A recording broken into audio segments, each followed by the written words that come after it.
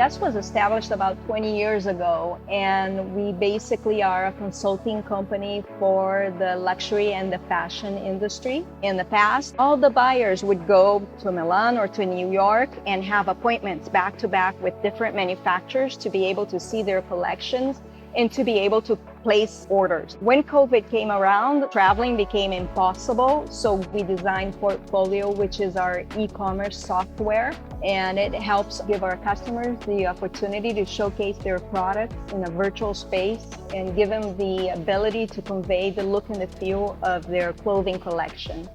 Thanks to the Matterport developer tools, we can actually connect each Matter tag to all the multimedia contents provided by our customer and use Portfolio through pop-ups that open directly and have been integrated with the platform. If you click on the Matter tag of a rack and then you start leafing through each one of the hanging items, you can see all the colors in which they're available or different fabrics. And then you can also see the style name, the style number, and you can actually place an order. We might even have a world where we have a little bit of the digital world and a little bit of our old ways of doing business.